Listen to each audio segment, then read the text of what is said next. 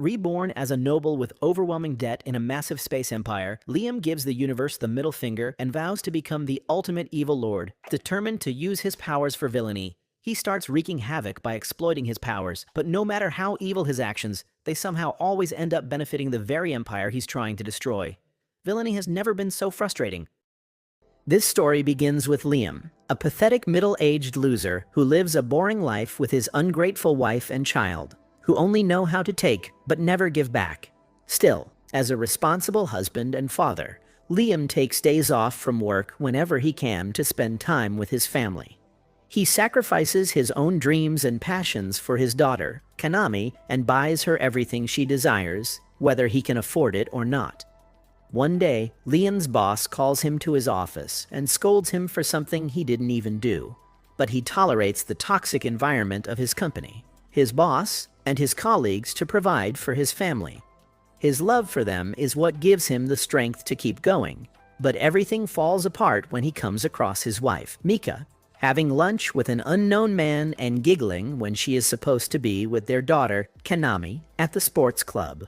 Leah doesn't confront Mika at the moment and returns home later, where he questions her about her day at the sports club. As she and Kanami both vouch for one another, Liam forgets about it, thinking that maybe he shouldn't suspect his wife, who has been so loyal to him.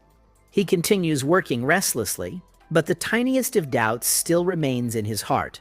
And so to get rid of this unsettling feeling, he visits the place where he found Mika with another man the next day and once again finds her there, this time with Kanami as well. He eavesdrops on her conversation with a man over the phone when Kanami mentions that they are here to meet with her papa. This confuses Liam because Kanami only refers to him as her papa, so he keeps following them until Mika's lover enters the scene, and both the mother and daughter act like he is the man of their house.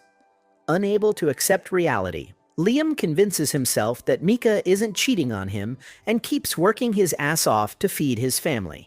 He gets a call from Mika, who informs him of the sudden bad news that Kanami has been in an accident. So he rushes to the hospital and learns that his daughter is currently undergoing surgery. The doctor arrives, informing Liam and Mika that Kanami is in grave need of a blood transfusion, and as it just so happens, her blood type is O positive. Only Mika's blood type matches Kanami's, so she enters the operating theater while Liam becomes more and more doubtful outside. His blood type is AB positive, and scientifically, it's impossible for a father with AB positive blood to have a child with O type blood.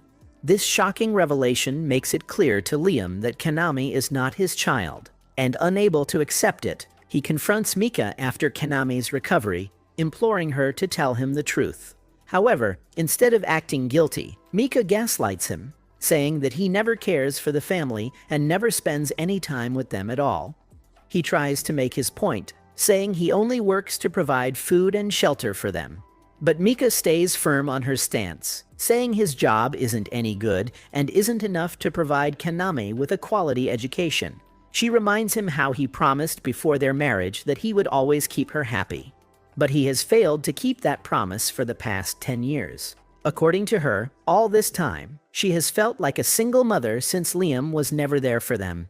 And that is why she doesn't consider Liam to be a part of her family any longer.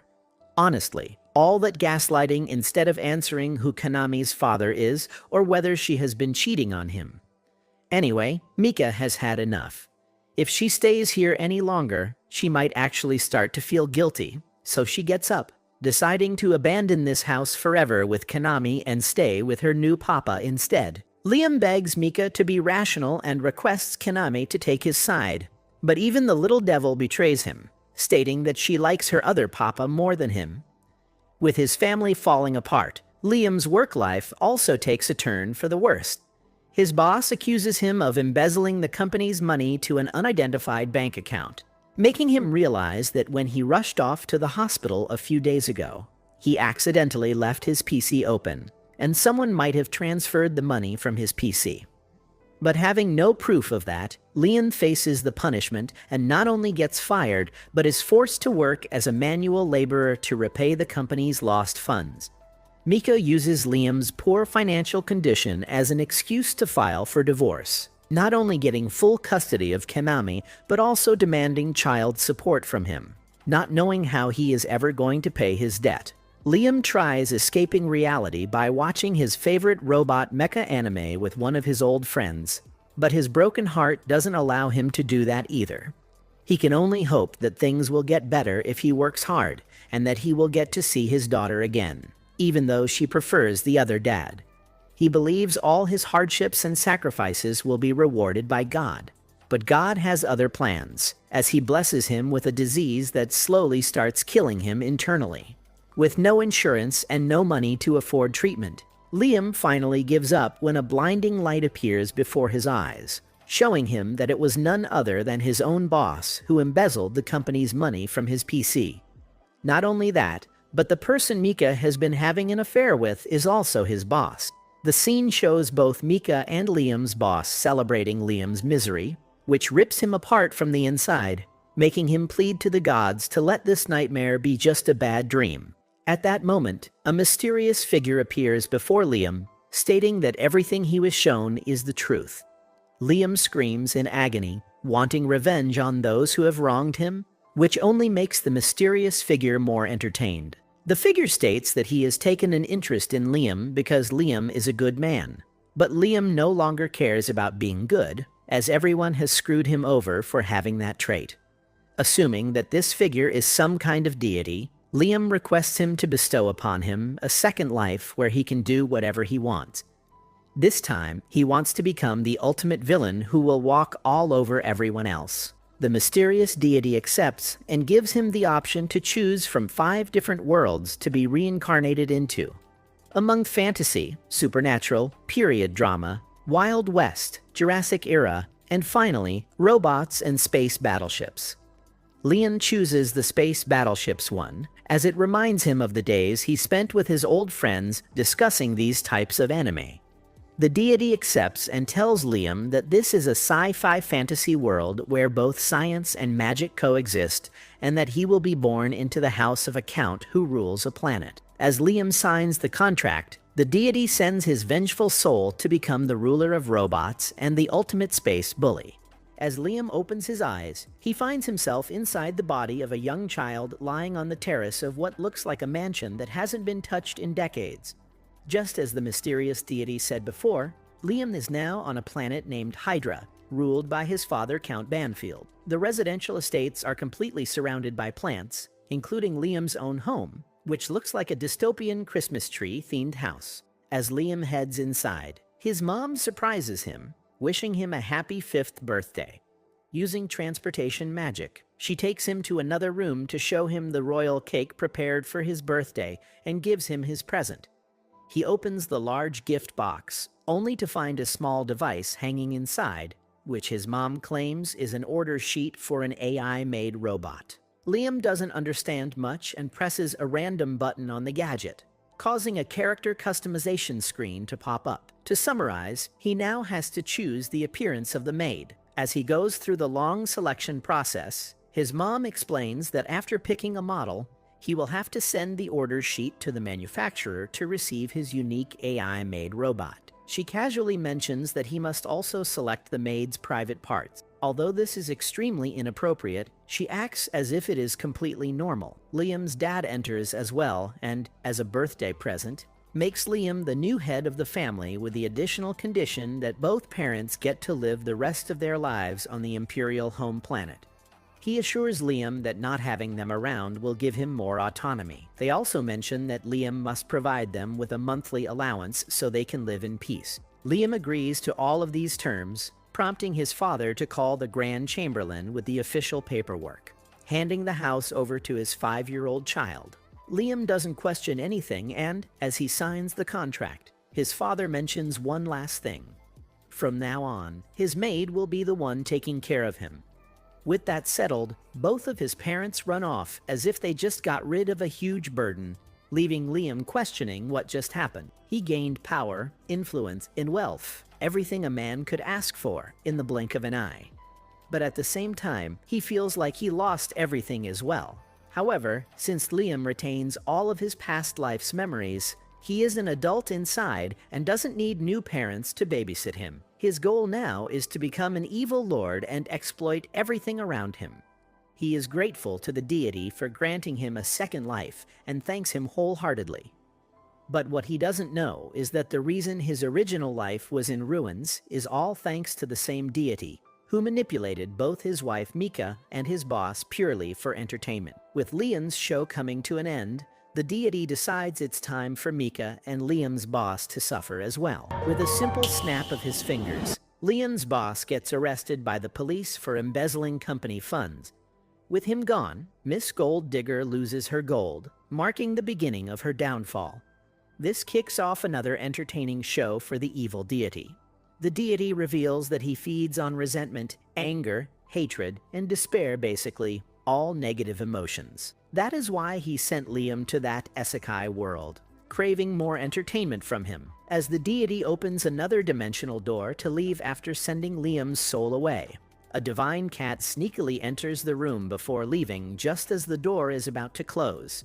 Not sure what just happened, but the cat must have some importance to the story. Back in Liam's parallel universe, a space war has broken out because this bald nincompoop wanted to show off his Goa's pirate crew's firepower. His mecha robots are about to overpower the enemies when suddenly, Christiana, the first princess knight of the Holy Kingdom of Lieb, enters the arena and slices down all of the enemy troops like cutting through butter. She dodges the frontal assault with ease, and with her leading the charge, it doesn't take long for the enemy frontline to be completely wiped out. The pirates start to retreat, realizing that they cannot win this war, but the princess doesn't allow them to escape, as she wishes to make each and every one of them regret messing with her kingdom. Meanwhile, Liam receives his personalized AI-made robot, delivered inside a large doll package. With a simple touch, the package transforms into a generic-looking maid who introduces herself as Amagi. Wasting no time, Liam immediately starts feeling up his new maid's melons, brushing it off as a thorough inspection of the goods when questioned by his chamberlain. Wanting to continue his inspection session in private, he takes Amagi to his playroom and does absolutely nothing out of the ordinary.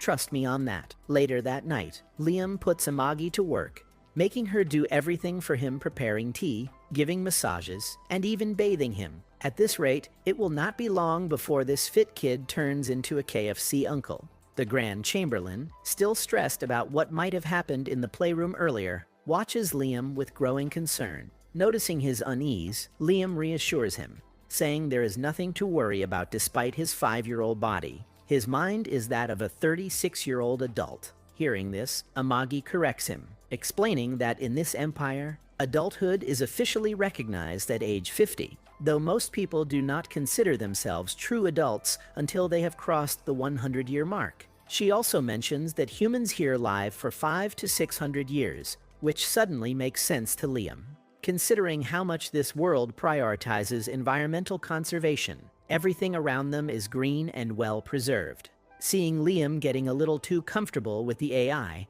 the Grand Chamberlain steps in, warning him that the Empire despises artificial intelligence. If a noble like Liam is seen getting too close to an AI doll, rumors will spread. Curious, Liam asks him to elaborate, so the Chamberlain explains how humanity was nearly wiped out by AI in the past.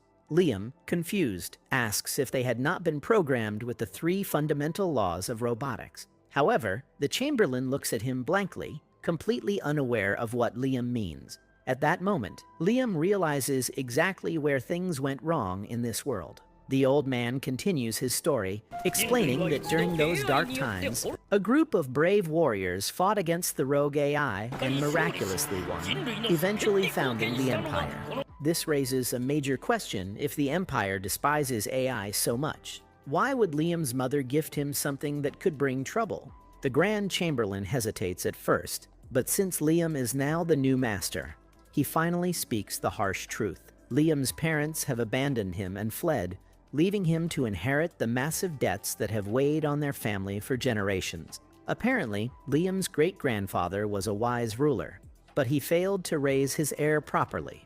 That heir squandered everything, and since then, the family's debts have only continued to pile up. The Chamberlain predicts that things will only go downhill from here for this planet.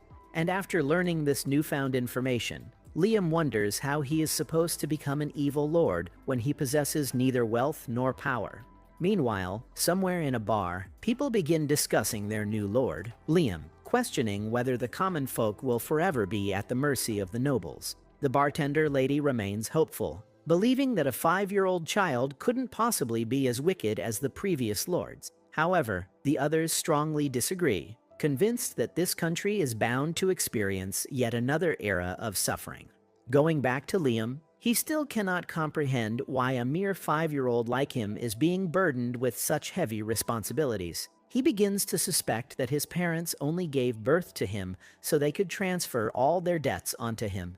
The Chamberlain confirms this to be true, making Liam wonder if he is destined to be used, abused, and discarded just like in his previous life. Since both he and Amagi seem to be outcasts in this world, Liam proposes that they join forces for survival. He takes an oath to gain power and show everyone who is in charge, once again inviting Amagi to stand beside him as his partner. However, Amagi reminds him that her sole duty is to serve him as his maid, not as his equal. She is prepared to do whatever is necessary to satisfy his needs and tells him to feel free to command her as he pleases, just in case Amagi ever goes rogue. Liam establishes his own version of the 3 laws of robotics, naming them the 3 laws of maid robot. First, she cannot harm her master or cause anything that might lead to his harm. Second, she must obey all of her master's orders unless they contradict the first law.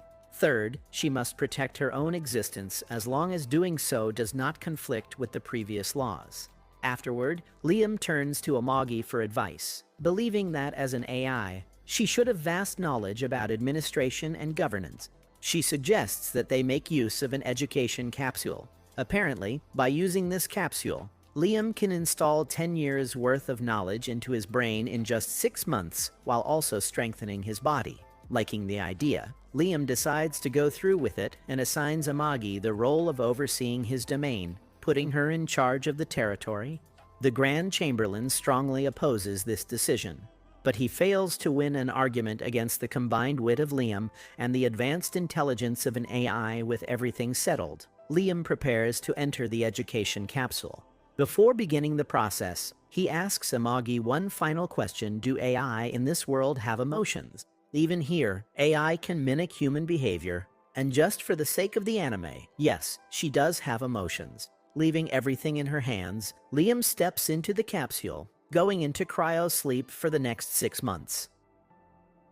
The mysterious deity who claims to be the guide is a detached being who feeds on negative emotions, having already been done with Liam, his wife, and her lover, and now looking for his next target. He heads off to Earth again, where he lays his eyes on a young woman who is at a noodle shop about to have the best meal of her life. But as she snaps open the chopstick, it breaks unevenly, which in Japanese culture is considered a bad omen and is believed to bring misfortune or even death. The reason why the chopsticks broke unevenly is because of the guide deity who is loving how many negative emotions are being generated from her because of such a little thing. Meanwhile, back in Liam's world, Liam's maid Amagi waits for his awakening in front of his education capsule. The capsule opens up, and Liam wakes up, finding out that he's been asleep for 2 years and his physical body has grown and has been strengthened by the night-raising program of the capsule. Since it has been only seconds for Liam, he will need time to get used to his growing,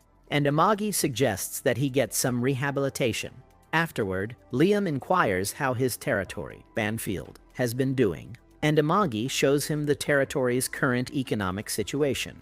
As an AI robot, she has done her part faithfully and has governed Banfield properly, so Liam praises her.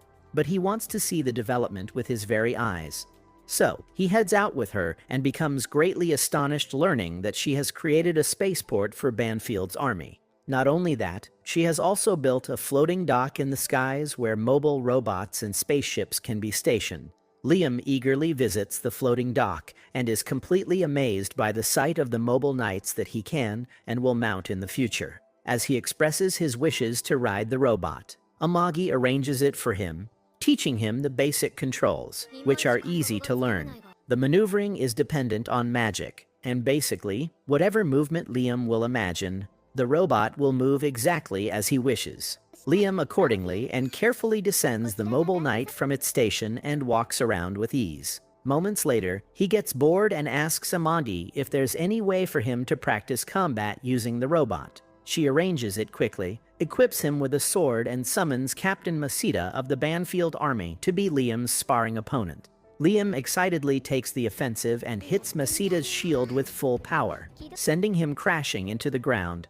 Liam realizes that Masita deliberately gave up, and not wanting to be treated like a child by this army man. Liam makes it clear to him that he should take this fight seriously, or he'll face consequences for being disrespectful. So taking the duel seriously, Masita gets up and defends properly, disarming Liam in an instant and pinning him against the ground, ending the match. With this defeat, Liam gets hit with the reality check that he will have to build his own battle skills to become a better pilot. So, he tells his Chamberlain to hook him up with an instructor who will teach him how to become competent in combat. The Chamberlain doesn't think fighting is necessary for a lord, but Liam believes otherwise and no longer wishes to be oppressed by others for being weak. He wants to become the strongest out there in order to achieve his goal of becoming an evil lord, and appoints Yasushi, a man with a katana, to be his sensei.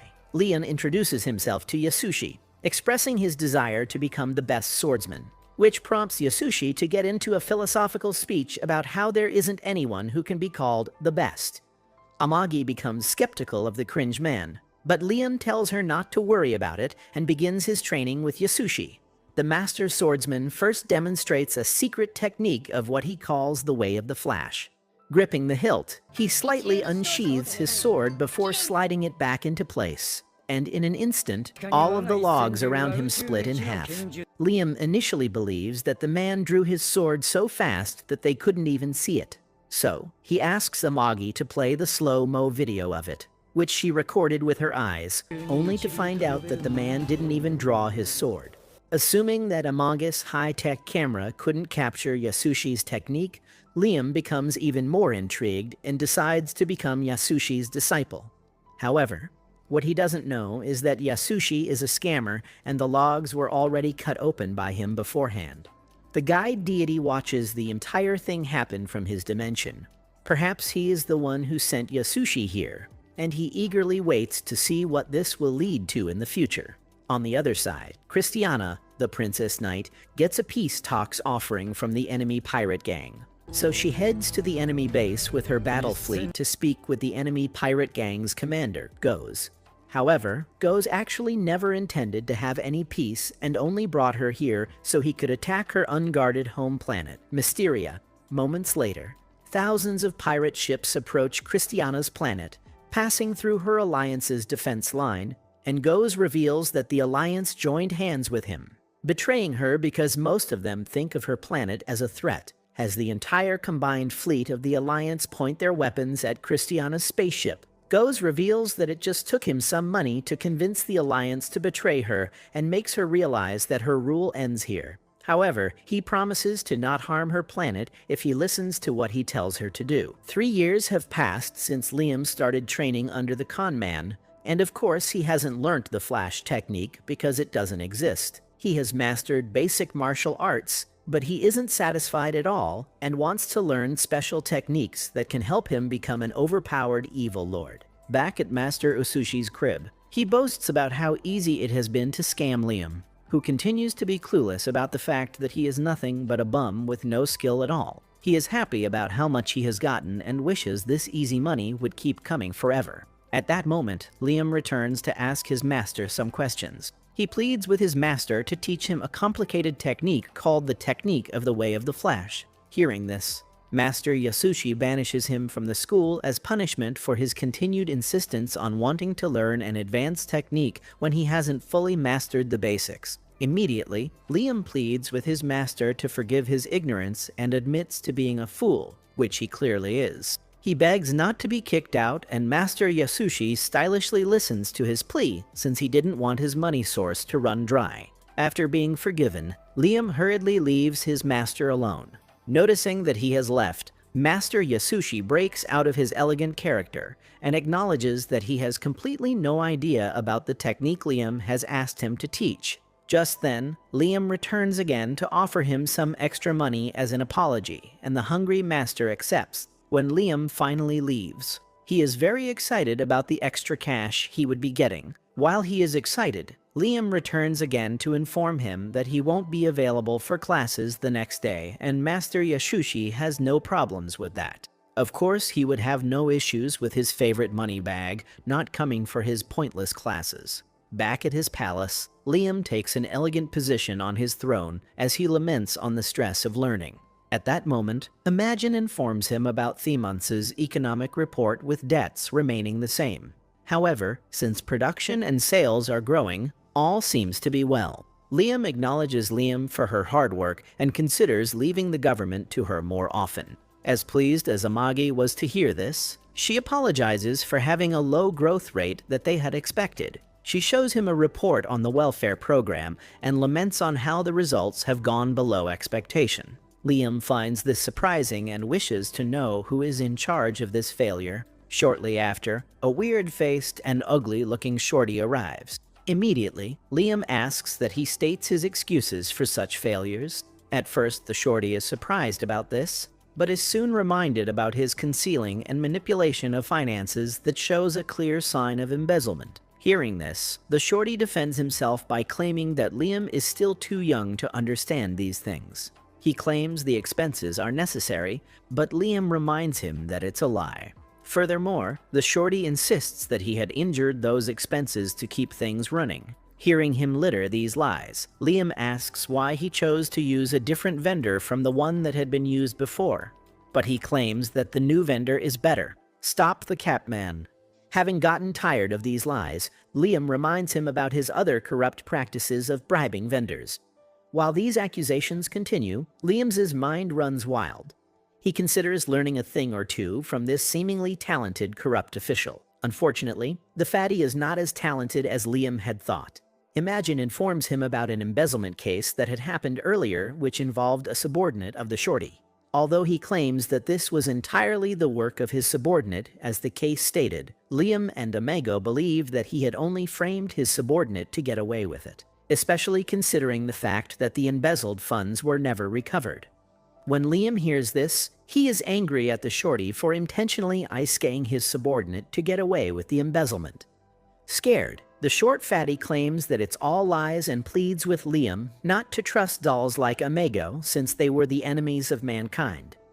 In a fit of rage, Liam picks up his sword and slowly walks towards the fatties, demanding to know if he loves to ice-sky his subordinates. Watching Liam walk to him, the fatty continues to say meaningless things to defend his actions, even aiming that everyone else does this since it keeps business running. Even with all this muttering, Liam unsheathes his sword. When this happens, the fatty switches and informs Liam that he is only able to live a luxurious life due to the efforts of lords like him. However, before he could complete such defamatory words, Liam slices the life out of him.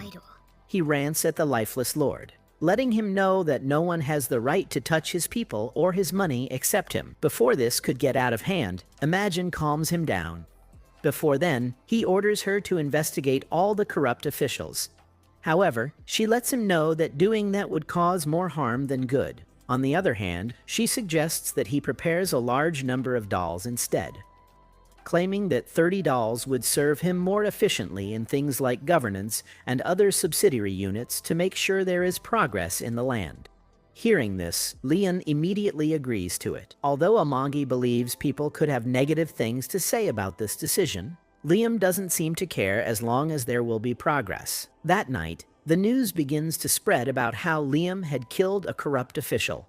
Also, they talk about how Liam intends to change compulsory education from 3 to 6 years, which has made more construction workers to be assigned to building schools. They believe that Liam is doing a good job, especially considering his young age of 10. Meanwhile, Liam finally tries to control the large transformers-like machines, since he has now mastered martial art. Unfortunately for him, his fake master arrives just in time to play down his dream of riding the machine by claiming that there is no meaning in using something that every other person can use. Instead, he asks Liam to consider controlling something more powerful which no one else can handle. Hearing this, Liam immediately agrees to it. He turns to the captain of the base for ideas and is told about the old non-automatic model of the machines.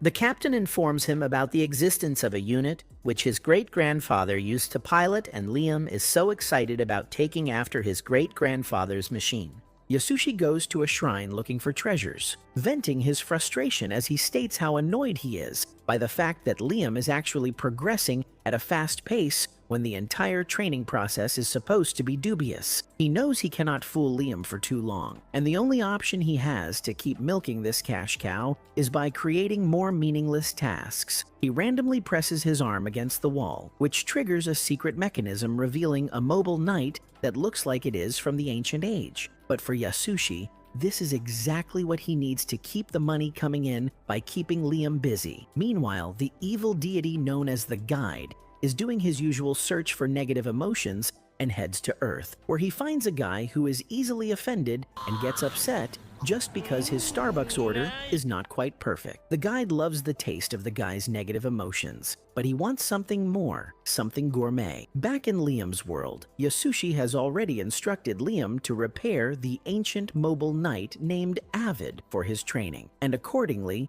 Liam has made preparations. Liam is out practicing his master's fake ultimate technique, the Flash, with his butler Brian standing beside him. Brian, although feeling happy because Avid is Liam's great-great-grandfather's unit, still objects because he believes using such an ancient unit is not going to do Liam any good. However, Liam is certain that his piloting skills will be at the very top if he can master the oldest unit out there. Brian, being nosy as ever, tells Liam to stop trying to learn this BS technique, calling it a total waste of time. But Liam is determined that he will improve if he keeps putting in his best efforts and continues training. Amagi, on the other hand, goes to the location of the mobile knight Avid and expresses how skeptical she is of Yasushi and his training methods. She does not even believe that Yasushi is a swordsman at all, but because Liam has ordered her to repair Avid, she has no choice but to do her best to bring this junk back to life. Soon after, Lieutenant Nias Carlin, a weapons factory engineer, arrives with her team at Liam's planet to repair Avid. Liam meets her at the airport to wish her good luck, and as they are speaking, Nias notices Amagi and wonders why an AI doll is standing right beside a count. Liam gets offended seeing Nias's reaction and quickly makes it clear to her that he can possess an AI doll and will punish anyone who questions his way of living. However, he has read Nias's reaction wrong because Nias is actually a fan of androids and completely nerds out upon seeing Amagi. She is impressed, to say the least, seeing the custom-made features on Amagi, and starts touching everywhere like a perv. She almost crosses the line by lifting Amagi's skirt up, but Liam prevents her just in time, telling her not to act inappropriately. Afterward, they head to the warehouse where Avid is placed, and upon first look, Nias comments that this machinery is dead meat and suggests Liam get a new unit instead of wasting his money trying to repair it. But Liam does not want her factory's defect products,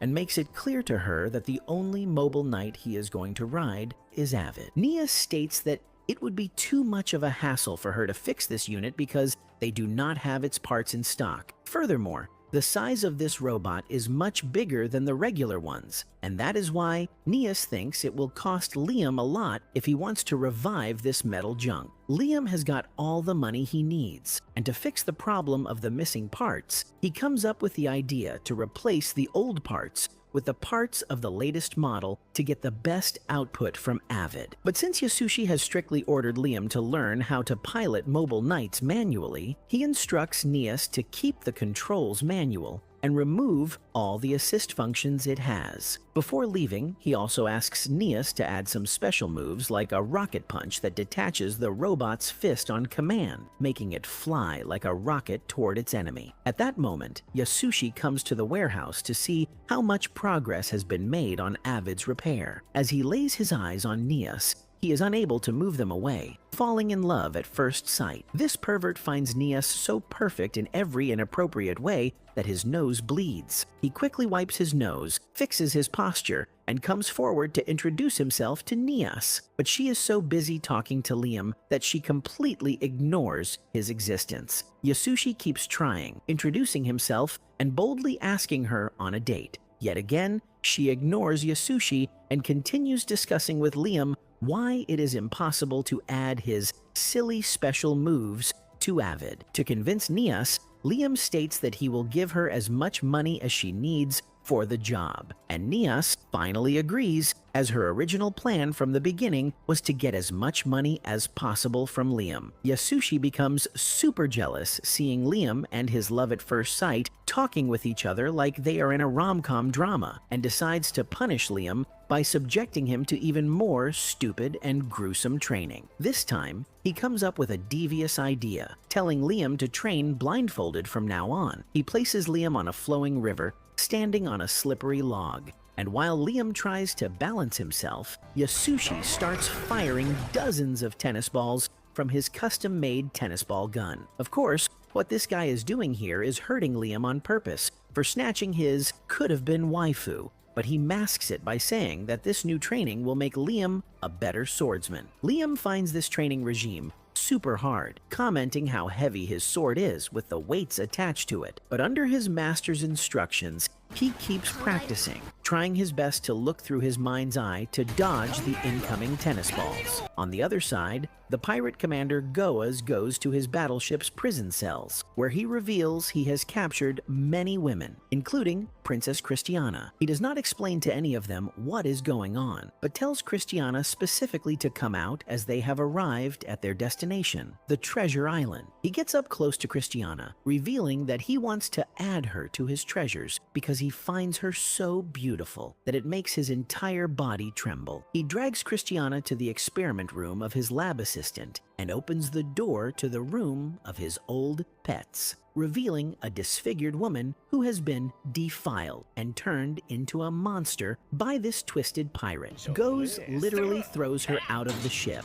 and then reveals his intention to make Christiana his new pet. With all the time in the world to torture his new toy, he asks his lab assistant for some suggestions, and the assistant suggests that they cut Christiana's legs first to cripple her completely. Goaz comes up with an even more devious plan to gouge out Christiana's eyes and implant them onto her palms. Christiana, terrified, looks around, finding many test tubes where dozens of disfigured women have been stored by Goaz, meaning that unless a hero comes to save her, she is as good as dead. A couple of weeks pass and Nias completes the repair of Avid, adding tons of customizations according to Liam's orders as well. But the work is not done quite yet. Nias takes Liam inside the cockpit of Avid to show him how to operate this mobile knight. Of course, to do so, she has to take her top off, because otherwise, how is she ever going to show Liam the sacred treasures she possesses? Liam follows her instructions while avoiding eye contact and activates the engine. The robot does a quick scan of Liam, registering him as its pilot, meaning that no one else can operate this unit other than Liam from now on. Liam, excited, tries to take his first step forward but falls over immediately, and Nias explains that Avid does not have any automated assist functions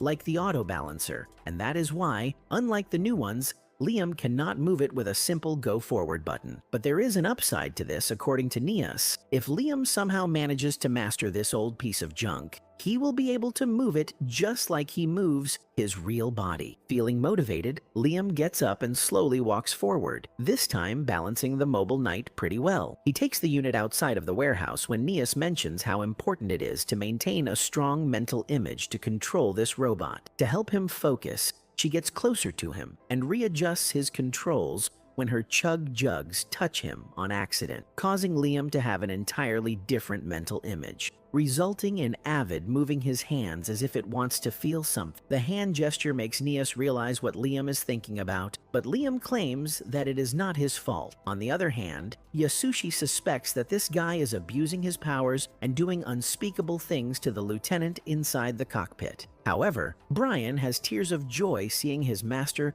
finally interested in a real woman. Yasushi starts cursing Liam and is so enraged that he makes Liam go through even more vigorous training. Days go by, and Liam still cannot perform his master's secret technique, wondering if he lacks the talent for it. Amagi thinks that the actual problem lies in Yasushi's teaching and tells Liam how much she has been questioning Yasushi's credibility recently. But Liam, who completely trusts Yasushi, comes up with a logical explanation to defend his master's credibility, stating that perhaps magic is involved in Yasushi's secret technique. Liam figures out that it is magic that cuts the logs, not the sword. He channels his magical powers into his sword and swings it with the intention to cut the log with his magical power. By practicing this move repeatedly for months after months and years after years, he finally learns the technique that technically never existed. Now, as a grown man, Liam finally wants to demonstrate how much he has learned to Yasushi, slicing a wooden log from yards away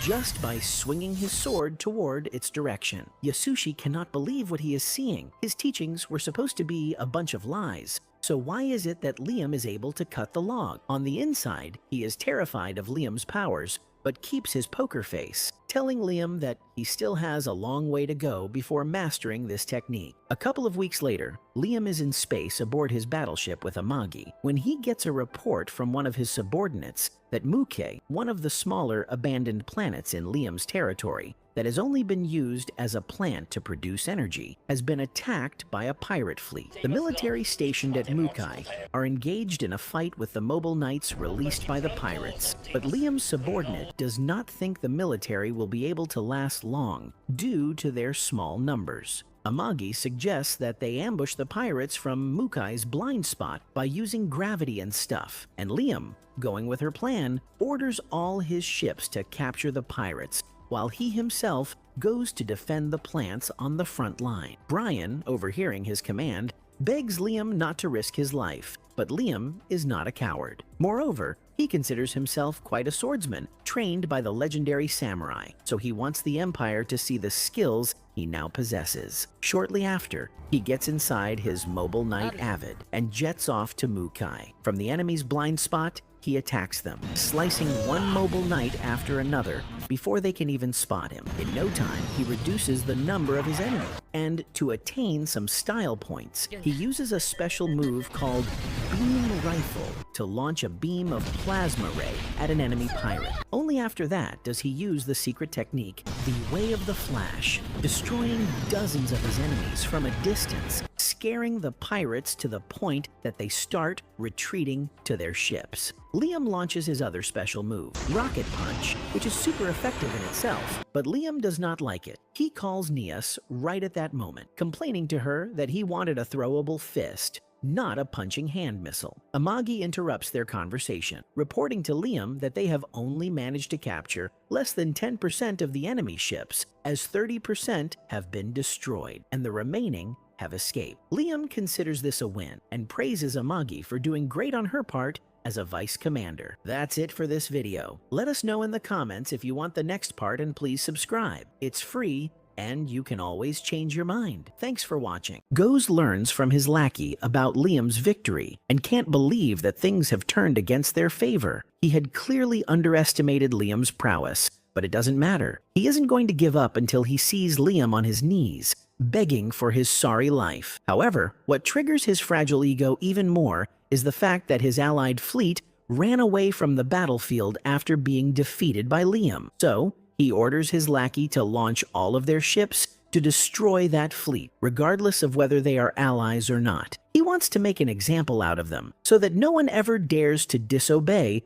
or look down on the pirate. For now, he wants to have some fun with his latest toy, Princess Christiana, whom he has already turned into an abomination, revealing that her eyes are now on her palm. Meanwhile, Liam returns to his main battleship and expresses his satisfaction to Amagi, stating that he enjoyed every bit of his battle against the pirates. Amagi congratulates her master on his effortless first battle, thanking him for defending their resource planet successfully. Liam is happy that he even got to capture some of the pirate ships, which he can now claim as his own, since that is the law of this empire. Liam can't wait to have all the treasures for himself that are inside those pirate ships, but becomes extremely disappointed when he learns that the cargo inside doesn't contain any conventional goods like gold. Both Amagi and Brian encourage Liam to be excited since the resources inside the cargo are far more precious than gold, revealing that it was carrying a large number of rare metals like orichalcum, adamantine, and mithril. Apparently these metals are used to make weapons, but Liam, the muttonhead, wants gold crowns and chests full of diamonds. The cliché stuff. However, according to Amagi, in this universe, diamonds aren't valuable at all, since they are just crystals made out of the most common element in the universe, carbon. Amagi continues, stating that gold also holds no value because of its low ionization tendency. I don't know what Liam learned after spending ages in the damn education capsule, but anyway, he finally understands, yet still expresses his love for gold, telling Brian to bring some to him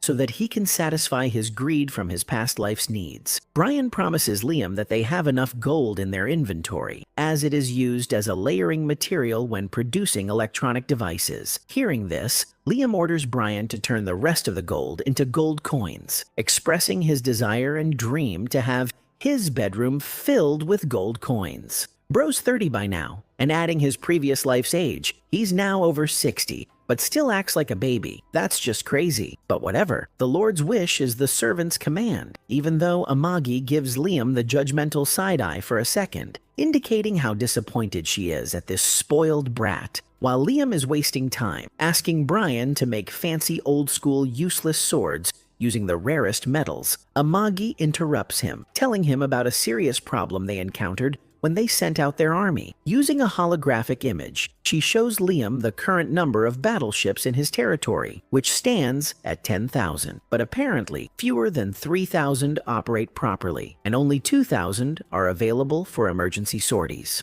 Liam is surprised to learn that his army defeated the pirates with only 2,000 battleships. Well, it was mostly Liam himself, using his mobile knight, who drove the enemies away, and there's also the factor that the pirates underestimated them, thinking they were poor, which contributed to their loss. Liam gives Amagi some credit as well, saying her battle strategy helped. In all seriousness, Liam wonders if he should just get rid of the useless old ships, to which Amagi gives her support, but Brian instantly objects, stating they cannot just throw away 7,000 of their ships, because if they do, the enemies will underestimate them. Amagi and Brian get into a heated argument regarding this issue, but ultimately, Liam unsurprisingly takes Amagi's side, deciding to follow her suggestion to buy secondhand battleships using the money earned from selling the rare materials he just seized from the pirates. The only reason he doesn't trust Brian's judgment is because, by following Brian's advice, the last head of this territory, Liam's father, created a mountain of debt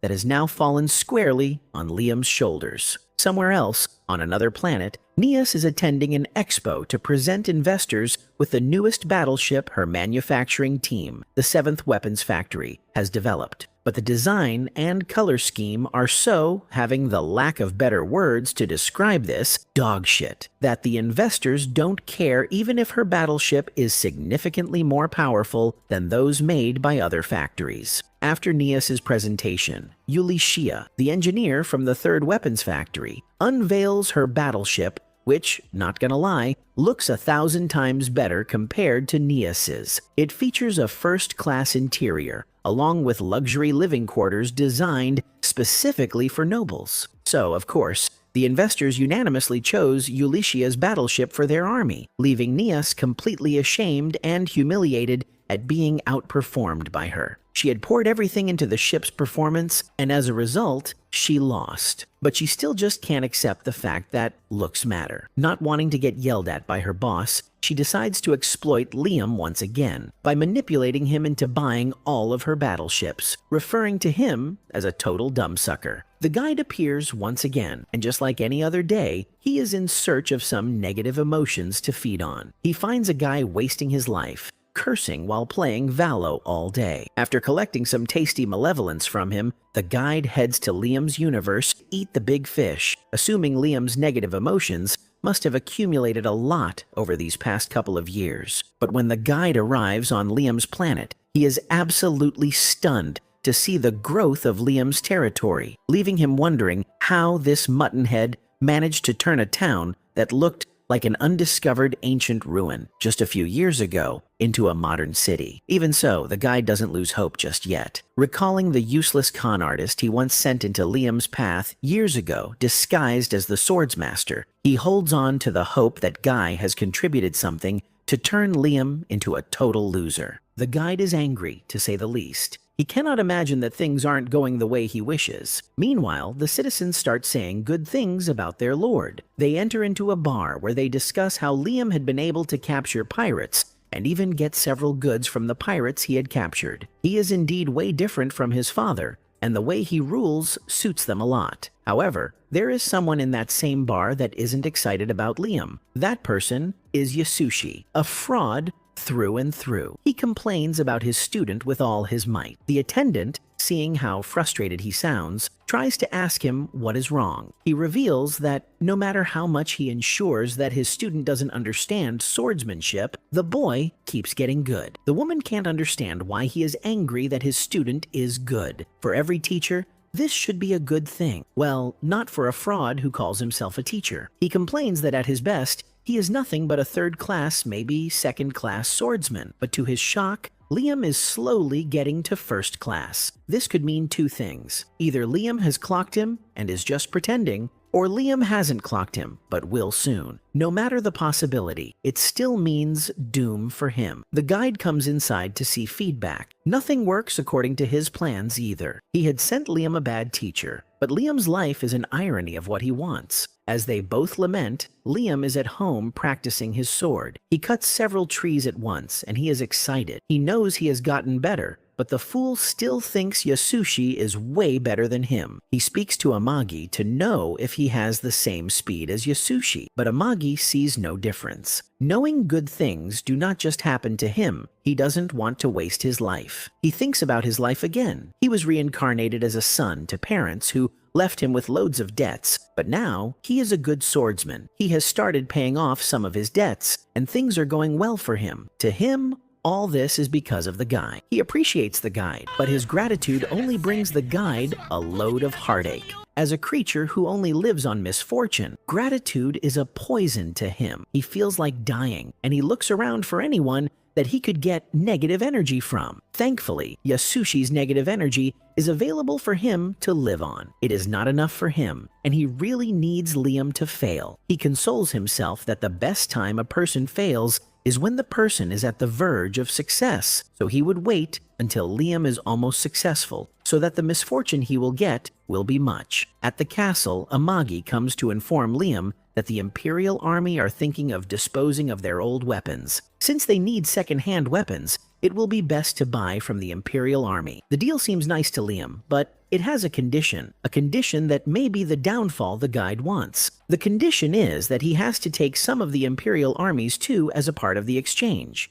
Getting stupid soldiers is bad for him, but Amagi advises that these soldiers are educated, and they will be good, so he proceeds with the deal. The guide watches, hoping that the soldiers will rebel against him when they come, and it will be his greatest downfall. Fingers crossed to see what will happen. The next day, Yasushi wakes up with a severe hangover. He regrets drinking, but he doesn't have enough time to process his regret when Nice comes to visit him. She has her own reasons for coming. She wants to know about Liam, so she can pitch her crazy weapons to him. On the other hand, Yasushi assumes she visited him because she likes him and he looks good. I really hope he looks at the mirror. Their conversation ranges from delusions to stupidity. She eventually asks him what could be Liam's fetish. What is that thing that, if she does around Liam, even if he isn't interested in her weapon, he will buy that weapon. However, she isn't straightforward with him. He assumes that she is asking him what he wants in a woman. He tries to dodge the conversation, so he won't tell her his fetish. But she is very persistent. He assumes she loves him a lot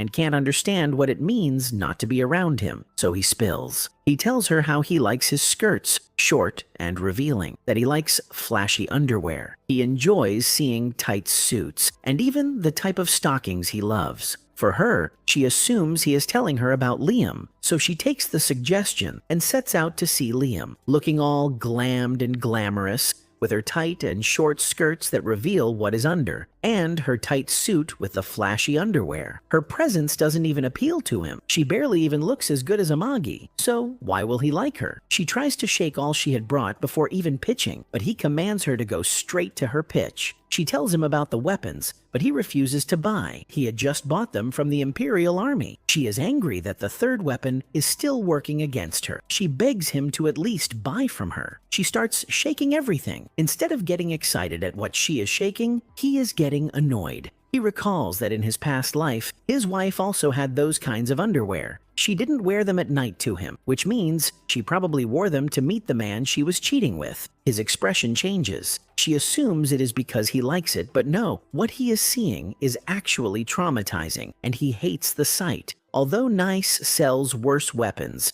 you can't deny her persistence. Since she insists he must buy, and her sights irritate him, he decides to buy so she can leave. He asks Amagi if they have the funds, and fortunately for her, Amagi advises that they have the money, and it wouldn't be a waste, so they should buy. She is so excited that she falls down with her entire body exposed as she rushes out of the castle. As she leaves, she calls her colleague at work. He brags that Liam had bought from her because she looked so good, and Liam couldn't even take his eyes off her body. Brian overhears this conversation, angry that his boss could fall for just body. On the other hand, Yasushi overhears her, and he is angry. He is the one with that fetish, and he is angry that those fetishes were used on Liam, who enjoyed it, instead of him. This Liam they are all concerned about is laying on Amagi's legs, enjoying the kingly pleasure that he really wants. What an irony! Soon after, Nias delivers Liam all 300 of the battleships she forced him to order from her. At the same time,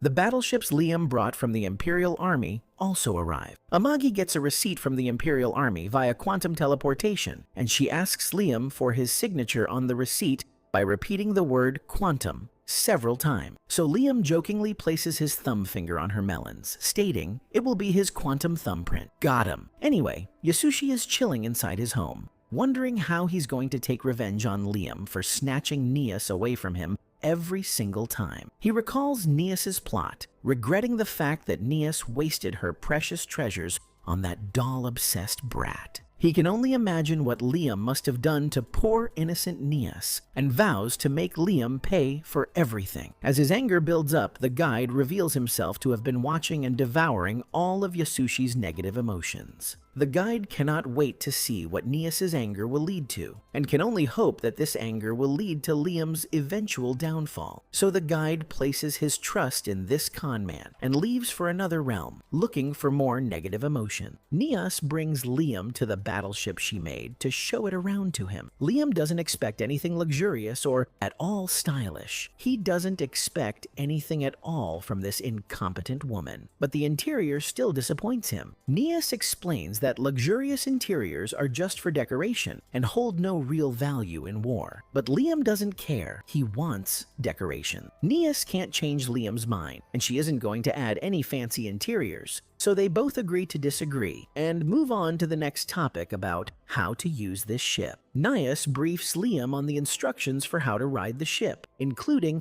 how much power to use at the beginning, and how frequently he needs to change the fuel. She also tries to make him buy a loyalty card, saying he'll get a discount on maintenance fees if he does so, but Liam isn't interested in it. Nias moves on and shows Liam the throne of this battleship, which still has a protective film on it. She gets eager to tear off the protective film and keeps pushing to close the deal, trying to entice him with her body, and tells him to just go ahead and sign the receipt. She even gives him the option to thumbprint on her melons. But that just leaves Liam disappointed, leaving Nias wondering if this guy is gay or something. Liam just wants to get it over with, so he agrees to sign the receipt. But Nias, still not satisfied, asks Liam for a favor. She wants the pirate ships Liam seized the other day, but Liam refuses, stating he plans to incorporate those ships into his fleet. Nias still keeps on insisting like a greedy bee, so Amagi steps in, suggesting that they give Nias some of the pirate ships, and in exchange make her modify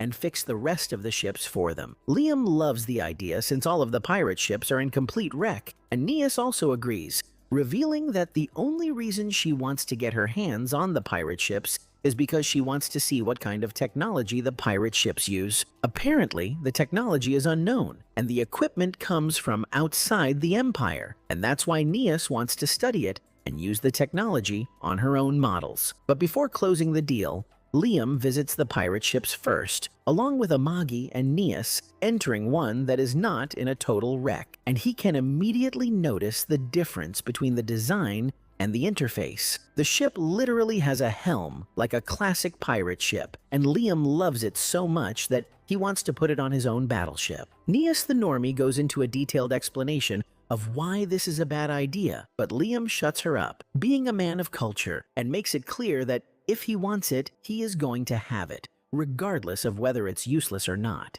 Nias ignores Liam and starts exploring the room, nerding out every time she sees something new. Meanwhile, Liam notices a tiny glowing dog heading to another room, so he follows it along with Amagi, and it eventually leads him to a navigation room. His footsteps trigger a mechanism on the ground below, and it displays the ship's trajectories up until now. Amagi analyzes the trajectory and realizes that this ship has been ravaging the entire Empire. But what interests him more is that the ship always ends up at one of the warp gates in the border area. Apparently, this area is a lawless zone outside the Empire's control, and also happens to be the front line of a war zone between the Empire and another country. Liam realizes that this warp gate must lead to the pirates' hideout, and once Amagi analyzes the coordinates, she figures out where the secret pirate base is. She goes into a scientific explanation about how difficult it is to reach the area, stating how abnormal its orbital radius is and how challenging it would be to travel there. But Liam doesn't bother understanding any of it. He is more focused on what the hideout might hold for him. He suspects the place is a treasure island, where the pirates sneak around regularly to store their greatest treasures.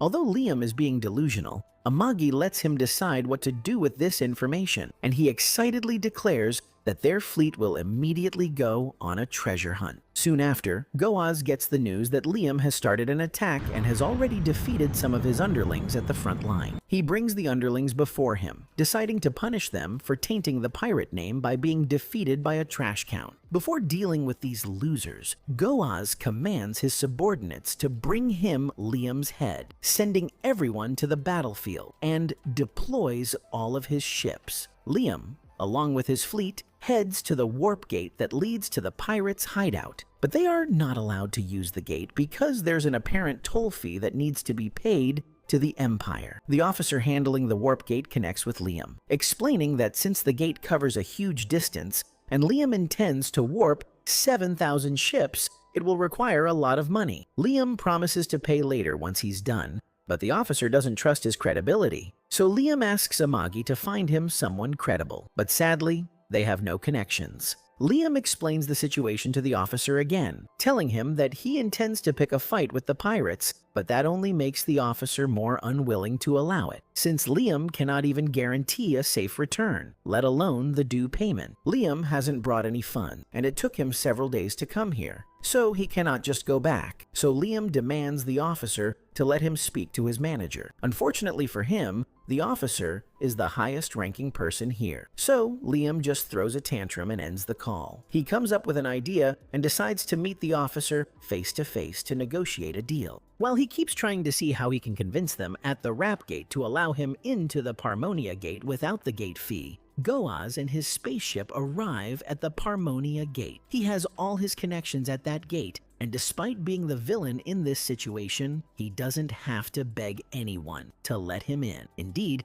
the ones with the money run the world. He calls the Rap, and the person he knows there greets him excitedly, asking him where he's going from the Parmonia Gate. He reveals that he is going to the Domos Gate. The Domos Gate leads to nothing. Everyone knows there is barely anything for a villain like Goaz to gain in that city. The man asks what he wants to do in a wasteland. What's the man's business, though? Goaz shares the same opinion as I do here. He asks the man what concern it is of his and states that since he has the money, he should be allowed to enter without issue. He pays immediately. Meanwhile, Liam arrives at the Wrap Gate physically, hoping that he can use his negotiating skills to gain entrance. He asks to enter, and the man says there is no issue. He is excited until the man cuts him short by asking for his gate fee. Liam first tries to brag that he is a noble and can get them the money, but the attendant isn't fazed by his weak boasting. When he sees that boasting doesn't work, he becomes humble, begging the attendant to please let him in, but the attendant doesn't care. He adds lies to his drama by bowing in tears, saying he wants to see his sick mother and the trip is necessary. See your sick mother with this huge number of ships? Your mother must need ships to recover. Seeing that his lies don't work, he turns and says he wants his mother to see his fleets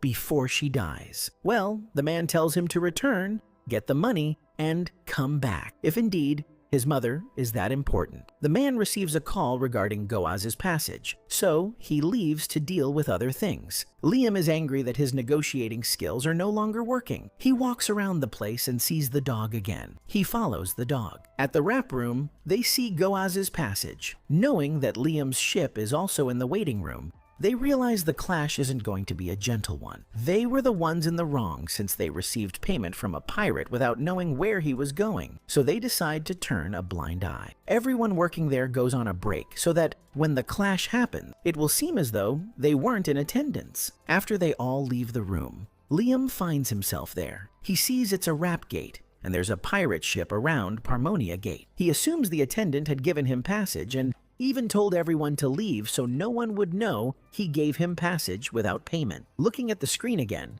he sees the wraps moving in opposite directions. He assumes it was a mistake on the part of the attendant and sits down to correct. This spoils Goaz's movement, but since his trip continues, he doesn't see any issue. Suddenly, Amagi calls Liam to return. When he gets back, she tells him they've gotten a letter of credibility, not from a noble, but from Neas, since they've bought a lot from her. Well, one good turn surely deserves another. He happily appreciates her and comments that the officers were ready to bend for them. But now that they have the letter, it will be easy for them to enter. He commands Amagi to launch into the wormhole, and she does as commanded. Their trip to Parmonia Gate begins, and fortunately for them, Goaz and his people had left their base, so they will be caught unaware. On the other hand, Goaz becomes impatient. He is meant to reach Domos Gate within 30 minutes, but the journey has been going on for a while, and he hasn't gotten there. He asks his rider, who is also concerned, but they see a gate in front of them and assume it is their destination. Since they didn't know about Liam's tweak to the wormhole, they enter the gate. When they get there,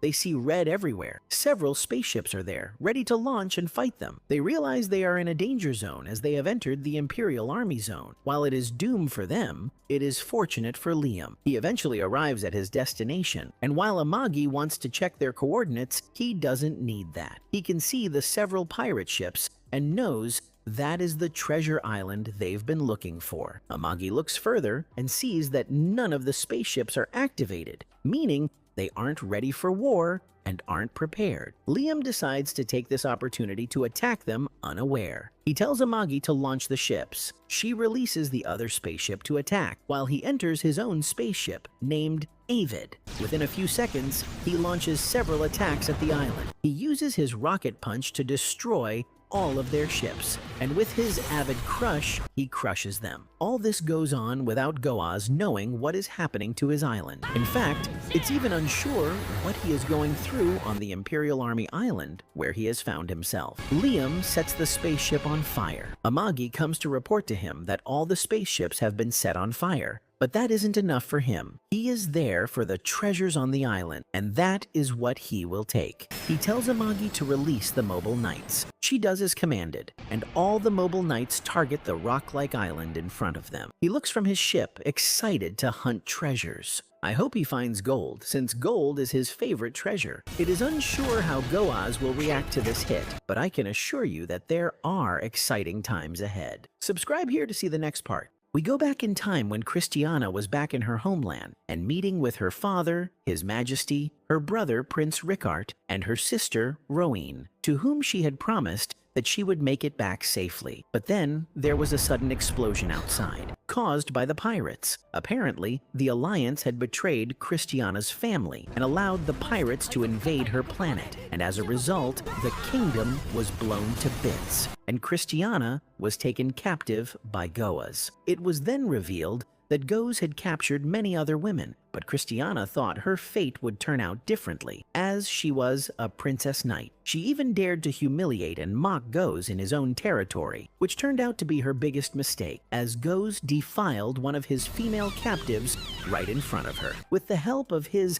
mad scientist assistant, who turned the poor girl into a freaking monster. Not long after, Christiana got to see the abomination that was created due to her mistake. It didn't take her long to understand that Goes turned beautiful women into hideous creatures solely for entertainment, and that there was no other explanation. So she could only hope that there'd be a hero one day who would come and rescue her before she too was turned into a monster. But this isn't that kind of story, and Christiana ended up getting tortured, her whole body cut from downside up. As she lost all of her fighting spirit, Goes expressed how much fun he was having, breaking someone as strong-willed as her. In any case, he stated how much he hated her sad, tearful eyes, and ordered his underling to gouge them out and implant them into the palms of her hands. He explained that in that way, she could have a good look at her future hideous self without needing a mirror. While the scientists started operating on Christiana,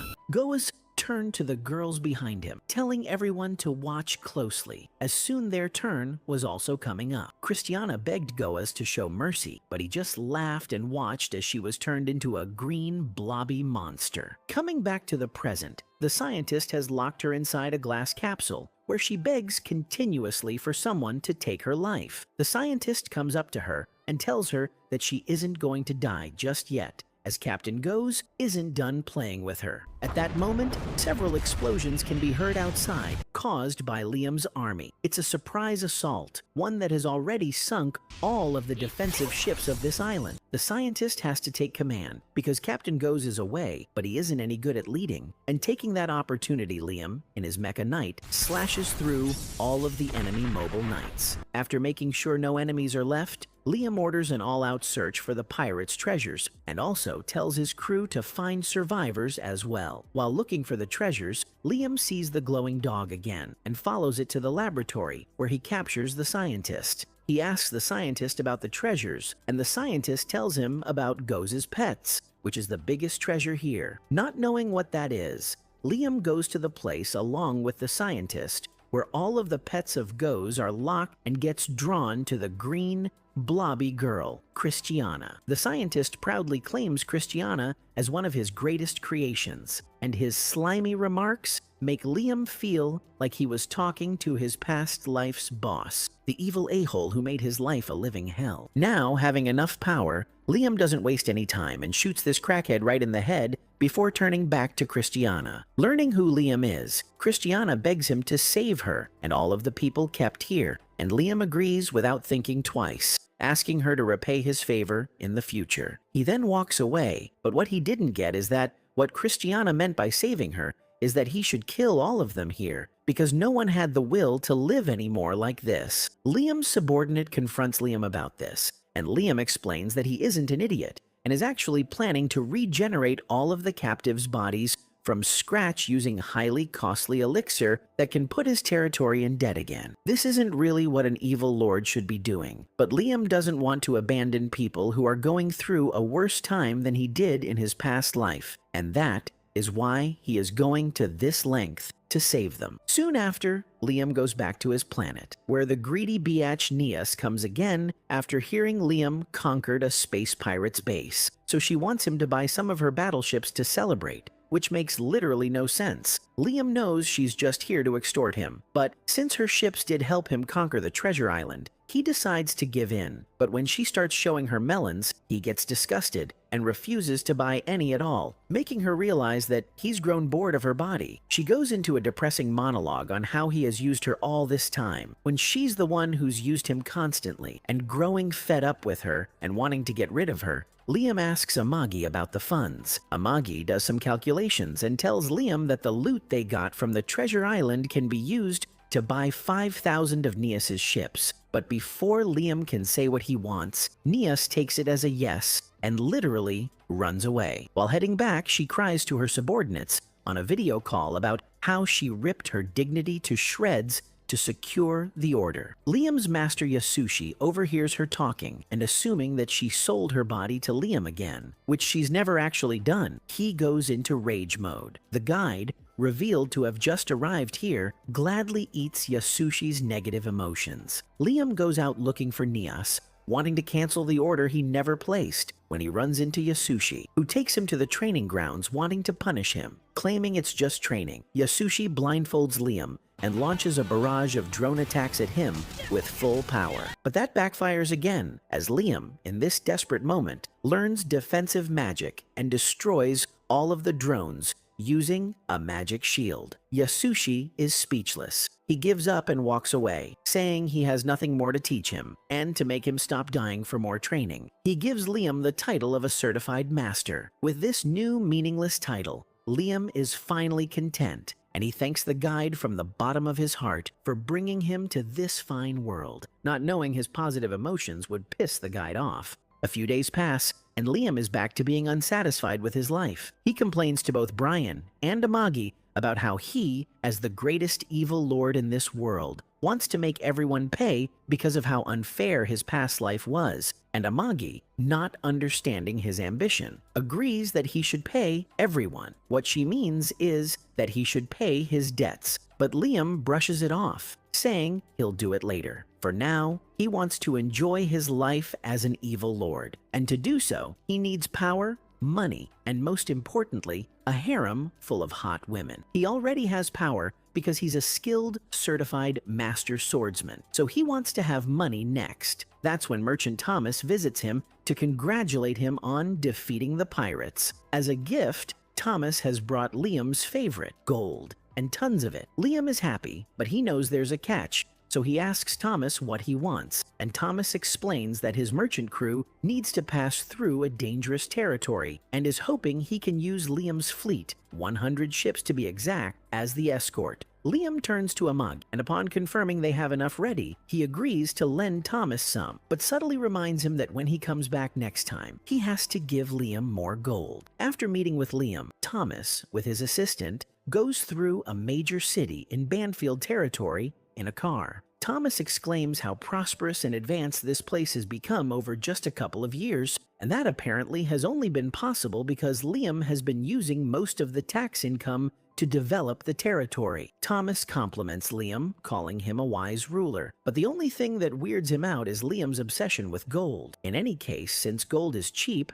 Thomas doesn't care and hopes things will continue to go well for both sides. Back at Liam's mansion, Liam gives Amagi his new gold bars, asking her to turn them into gold coins, gold baths, and fill those baths with gold. He then sits on his throne and becomes glad that he finally took a bribe and did what an evil lord is supposed to do. Having enough gold in his arsenal, he doesn't need to care about money, so the last thing he needs to enjoy life is women. So he decides to make himself a harem and remodel a gigantic hall room to be fit for the harem room. His butler Brian no longer bothers to question his decisions and goes with the flow, knowing very well he's up to something super weird again. Anyway, Liam shares his plan to make a pool here and fill it with wine, hang meat, have fruits everywhere, and obviously line up beautiful women in every corner. Amagi interrupts, but before she can tell him how extravagant his plan is, Liam makes it clear to her that his wishes are absolute. But that's not what Amagi was going to say. She clarifies that she doesn't mind Liam wasting a large sum of money on decorating a useless room, but what bothers her is his idea of filling a pool with alcohol, which apparently is dangerous because the room might permeate with alcohol fumes. Learning that there's a risk of ignition or explosion, Liam wonders if he should reconsider. Amagi continues, telling Liam that drinking pool alcohol is filthy, and before Liam can make a counter-statement, she goes into a more nerdy explanation, making him finally understand why his plan is bad. Brian also finally speaks, explaining why Liam cannot hang meat, and after a long lecture, Liam finally realizes how stupid and questionable his plan is. Regardless, he still wants to have a harem, and when both Amagi and Brian surprisingly agree to let him have unlimited women he can fool around with, Liam becomes surprised. It seems he had forgotten how much power and authority he holds, and most of the people with similar status like him all have their own harem. So it's fair that Liam also gets one for himself. Brian once again goes into a long lecture about how he thought Liam didn't have interest in women and was pathetically attracted only to AI dolls, and how the thought of Liam having no heir made him so anxious. The old man literally starts pressuring Liam to produce an heir as soon as possible before he gets taken out by a pirate or something. But Liam ignores him and focuses on building a harem, deciding to have 100 women in it. However, when he finds out that 100 women in this world is only a meager amount, he looks for Amagi's support, who believes Liam should at least have 1,000 women. Liam gets nervous and decides to cancel everything, choosing only Amagi as his partner. But after enough persuasion from Brian, he agrees and makes it clear that he'll only select women who don't want to be with him, since that's what villains are supposed to do. With that goal, he heads to the city and approaches his first victim, who, at the sight of him, falls for him. He becomes flustered and even more disgusted when the girl shows a nose balloon, an accessory that's in fashion currently. Liam quickly heads back to his mansion and orders an immediate ban on this item, calling it a huge turnoff. After visiting the beach, he finds women fully covered and realizes he must change the fashion sense of this planet. So he adds a sub-goal to develop the fashion and orders Amagi to gather some good fashion designers immediately. But according to Amagi, changing fashion alone is enough to cross their annual budget, so Liam puts it off for now and chooses an alternative, planning to bring beautiful women from other planets here. Amagi objects, telling Liam that his mansion already has the most beautiful women in this territory as his servants, so there's no need for him to bring any more. But Liam doesn't want to approach them, since the whole point is that he wants to find women who are not into him. Amagi supposes that Liam is just attracted to men, and is too shy to admit it. But that's not the case, and wanting to prove her wrong, he wonders what he should do. On the other hand, Christiana, with the help of this world's medical technology, is back in her original body again. She thinks it's a dream, but she doesn't want it to end. Ever. Upon learning from the doctor that Liam paid for the elixir, a miracle drug that was used on her, and all of the other captives for body regeneration, she is overwhelmed. In any case, she recalls Liam's words, "You must repay the favor one day," and wonders if she'll ever be able to meet her savior and repay his debts. The villagers convene at the bar once again to speak about what they are all going through, and everything they have to say about Liam is all good news. From how he had fought the pirates and gotten new pirate ships which they have used in developing the city, and now everyone has work to do, and they have so much work that they no longer have free time. The city is flourishing. The people are happy. He is indeed a good lord. The guide is sitting there angry. He had expected that Liam would be governing a city with no inheritance and money. He would be poor and be inflicting pain on his people. That way, he would not only get his misfortune from Liam alone, but also from the people. He leaves there to another destination, hoping to see them complaining. He goes to the captain that had been banished from the Imperial Army to Liam's squad. Instead of being angry at themselves and at Liam, they aren't angry. They comment that they enjoy their work with Liam even more than they enjoyed working at the Imperial Army. With Liam, they feel like they are at liberty. They have free will. They admit that he is indeed the best lord, and despite his young age, he is knowledgeable. When the guide hears this again, sorrow fills his heart. He had brought them there hoping that they would be angry and infiltrated, and therefore rebel against Liam. Instead, they are swearing their loyalty to him. What rubbish. On the other hand, Yasushi has eventually run away to a place farther from Liam, hoping that Liam wouldn't search for him, and he will have no issue. He still has fears that Liam will one day realize what he has done and punish him. As he is lost in his thoughts, he listens to the news and sees that Liam is being appreciated for fighting the pirate and winning. When Liam gives his speech, he says he can only attribute his strength to his teacher, Yasushi, who has taught him the way of the flesh. When Yasushi hears this, a wave of fear consumes him again. He gets worried that Liam may find him later. The guide comes there too and sees that Yasushi is being appreciated. When he sent Yasushi to Liam, it was with the intention that Yasushi would be a fraud and Liam wouldn't be able to learn anything. So he is very disappointed. Eventually, Goze escapes back to his pirates after a great war with the Imperial Army. He wonders how things had turned that way for him. Luckily for him, he asks about an update of his ships, and he is glad that some of them are still good. He asks what had happened at the Domos and how they found themselves in the Imperial Army instead of Banfield. He assumes that he has been betrayed at the Domos and plans revenge. However,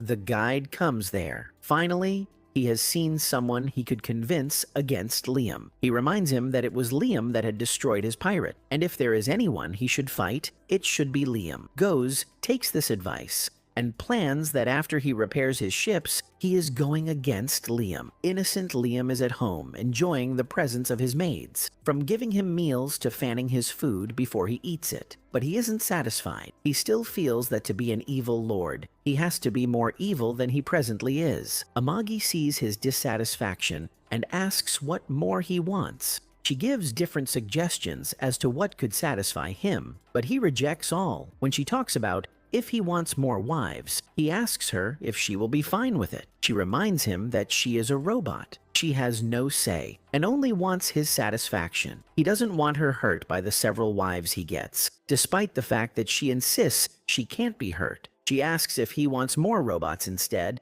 but she insists Brian wouldn't like it. He doesn't care about Brian. The following day, Amagi gives him an update of their debts, how much they have paid and how their interest rate is reducing because they have paid a lot. He is fine with his present reality, but he is still concerned. His intention isn't to be a good lord, but an evil one. Unfortunately, he has to be conscious of the city so he can get enough money to pay his debts. Amagi asks him what he wants as an evil lord, and he reveals he wishes to increase taxes and suck life out of all the citizens. To her, it isn't a good idea. Doing that will only reduce their economy, and they will lack money in circulation to pay up their debts. He admits that she is right, but her response is mature, and he doesn't care. He, however, thinks about how satisfying his life is now, and how she is by his side, so he accepts to live like that for a while until he pays up his debts. He had made Amagi produce several robots who work as maids. 3 of these robots complain that there is literally no one at the castle for them to do, hence they keep cleaning unnecessary places. One of them says that she changes her hair to that of her colleague, and she is shocked that Liam recognized her and differentiated her despite the fact that they have the same body. She cherishes the video where Liam recognized her and claimed she kept it. The others plan to do the same, but Amagi comes to warn them. She deletes the video, reminding them robots are illegal, and if they keep trying to get Liam's attention and get closer to him, it will affect his reputation. One of them asks her if she being close to him won't affect his reputation. She admits that it has the same effect, but says that she doesn't have a choice, because that is what Liam wants. As she leaves, they wonder if she just wants to monopolize him for herself alone. Suddenly, Brian comes with bad news. He announces that Goze has declared a war against their city. He calls the advisors so they can discuss a countermeasure. They tell him what Goze is asking for, a lot of money, handsome men, and beautiful women, that if they give him all of that, he will leave them. He gets concerned. Brian assumes he is concerned because he loves the city, but he is concerned because Goze seems like the evil lord he aspires to be. He compares his ammunition with that of Goze, and he seems weaker. He could go for the fight. Thinking about it, the bounty on Goze's head isn't worth the stress. As they talk, time suddenly freezes, and the guide visits him. The guide has realized that he is trying to change his mind as regards the fight, so he comes to convince him to fight, telling him that Goze's pirate has a lot of treasures, and fighting Goze will give him both money and prestige. Liam assumes that the guide has his best interest at heart, so after the guide leaves, he announces that they will fight. This shocks his advisors. What will be the end of this great war? The guide, yet again, just like any other day, wanders in search of the negative emotions that are released in everyone's day-to-day life. Today, he visits a highly busy croissant shop where the limited edition papaya mango croissant is being sold. One girl in the line cannot wait for her turn, but everyone before her keeps buying only the papaya mango croissant, leaving her frustrated, thinking the item will run out. In her mind, she begs the people in front to at least leave one croissant for her, but as they keep buying 2, 4, 6 croissants for themselves, she loses hope and breaks into tears. With only one person in front of her and 2 croissants left, she hopes that the person would be content with buying just one, but much to her shock, that person buys both croissants, shattering her dream of enjoying a nice, tasty meal in the afternoon. As she walks away in regret, disbelief, and disappointment, the guide gladly devours her negative emotions, calling it tasty. Just as the girl is about to leave, that's when the baker of the shop announces they have just baked more croissants for their customers. So she turns back, releasing positive emotions and annoying the guide, who didn't expect such a sudden turn of events. He gives up on this snack and decides to go for the main course, hopefully a Liam in ruin. Meanwhile, Brian gets on a call with Amagi and panics after learning that the space pirates have come to invade their planet. Amagi tells Brian to stop reacting as if they've already lost and assures him that Liam made the right choice by choosing to fight. According to her, there's only a 3.8% chance of Liam winning, but she'd rather have Liam take that than surrender to Goz's terms, because judging from Goz's past history, if Goz gets the upper hand, he will definitely wipe out Liam's planet. So, a 3.8% chance is obviously better than a 0% chance. Brian understands, but he still doesn't think Liam will be able to win, commenting that if only Liam was born 100 years ago, he would have had a much better chance of defeating his enemies. Meanwhile, Liam is confident that he'll win because he thinks he has the guide by his side. He imagines all the riches he will get from winning this war and is filled with positive emotions, which the guide, watching him from a distance, truly despises. The guide, at this point, wants Liam to be captured by the pirates and turned into Goz's personal play toy, because in that way, when Liam is tortured every single day, the guide can get all the negative emotions from him he'd ever require. According to the guide's intel, Goz's fleet equipment is just as good as the Imperial armies, and so he is strongly confident that Liam is going to lose here. He puts the blame on Liam, saying it's Liam's fault for putting his trust in a guy like him. The guide mocks Liam, calling him a fool for being just as naive as he was in his past life. The guide predicts that when Goz captures Liam and tortures him, this idiot's gratitude toward the guide will turn into hatred, his smile will twist into scorn, and his spirit will finally break. This way, the guide will finally be able to feast on Liam's suffering. In any case, the guide cannot wait any longer for that tasty delicacy he's going to get served on a silver platter. The guide leaves,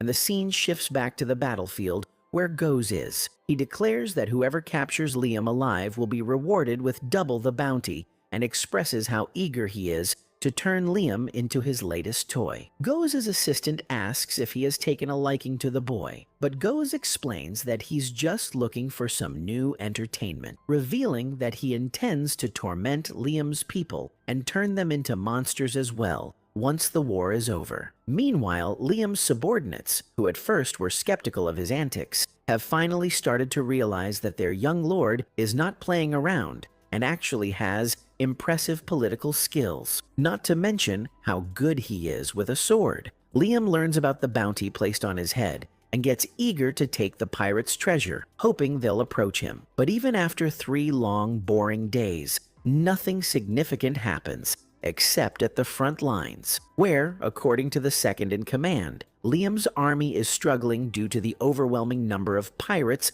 fighting against them. Liam is too bored to play chess or checkers and just wants to rush into the battlefield. But before he can give any orders, his communication device gets compromised, making it impossible to contact his fleet. At that moment, a large number of pirate ships appear above Liam's ship, and while everyone starts panicking, Liam remains calm, calling the enemy's plans stupid for splitting their forces and sending only a mere 500 ships to apprehend them. Amagi understands the enemy's goal, which is to break Liam's army's formation and create a real opening to attack, making it clear that these 500 ships sent by Goz are just disposable pawns. Liam's subordinate reports that the 500 ships attacking them are not pirates, but soldiers who were forced to surrender to Goz after they lost. Although it's understandable that the Empire's soldiers would switch sides and comply with the pirates to survive, Amagi still doesn't think it's a good idea to show them mercy.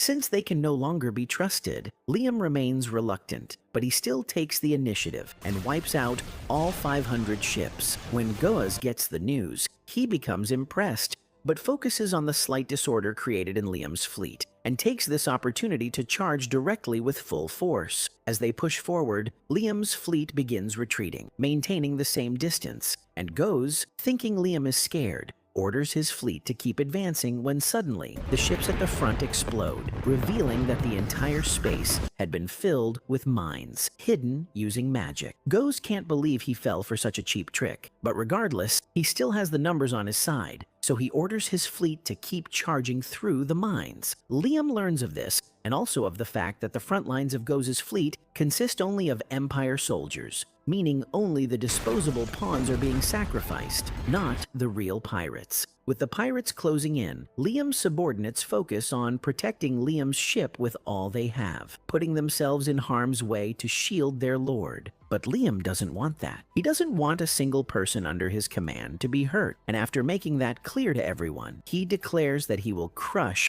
all of the enemies right here, vowing that while he still breathes, he isn't going to allow a single ship to enter his planet. Deciding to get into his mobile knight, he promotes Amagi as second in command. Amagi, with quick battle strategy simulations, prepares to take control of the war, and so Liam leaves the rest to her as she wishes him the best of luck. He cannot give up.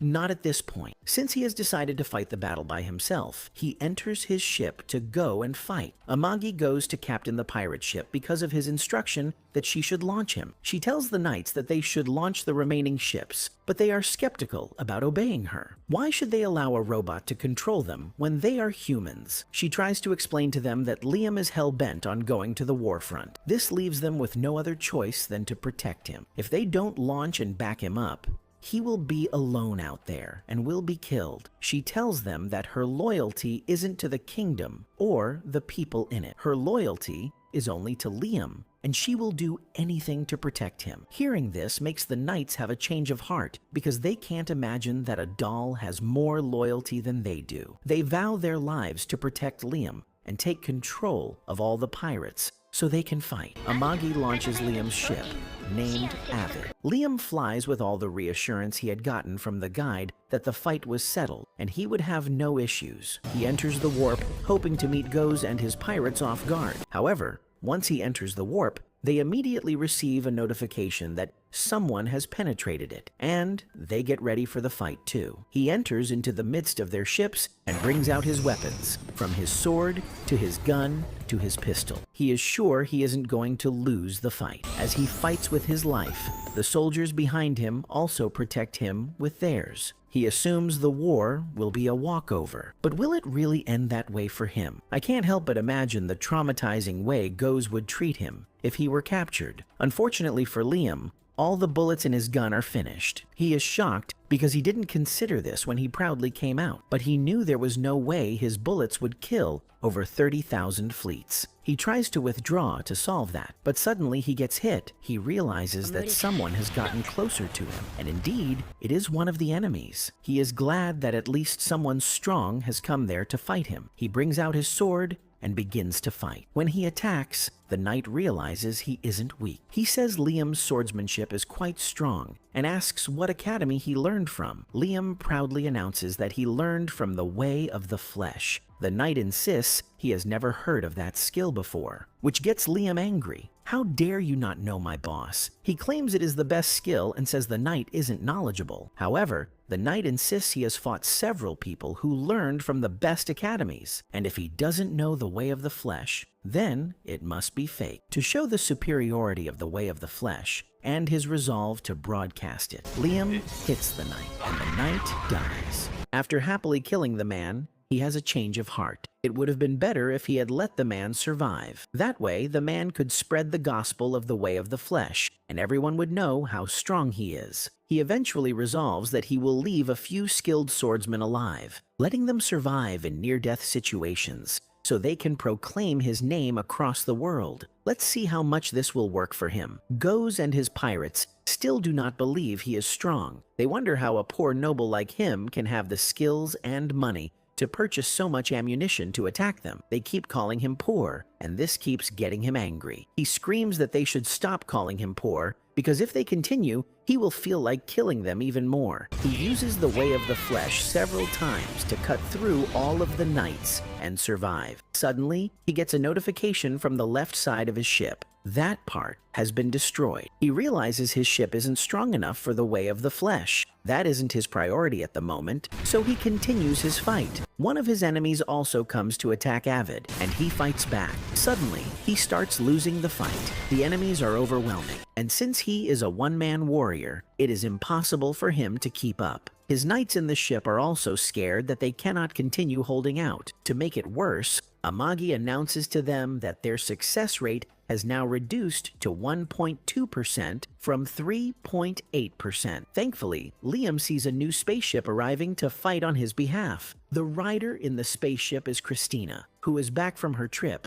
bigger, better, and stronger. Amagi also starts making plans to ensure they win the battle. She reaches out to both the 3rd and 7th weapon armies to buy more weapons from them so they can survive. Meanwhile, the battle becomes lighter with Christina's presence. She fights Goes and his armies. I wouldn't just call it a fight. It is a fight of revenge for her, considering all they had done to her. She watches and claims she doesn't want to kill them, but destroy them. She helps Liam in his war, but Liam isn't satisfied. He is the evil lord, and he should be the strongest anywhere he finds himself. He doesn't like the idea of someone else taking his glory. He immediately kits himself up with new armor. He takes armor with a punch and uses the rocket punch to break into Goz's region. Everyone looks at him in surprise. Christina looks at him in awe and exclaims that he is wonderful. I share the same sentiment with her. He is truly wonderful. Goaz shakes in his ship. He can't believe that a single warlord has cleared his entire fleet. Amagi announces in their spaceship that their success rate has increased to 83% because Liam has broken through the ship. Does this mean he will win the fight?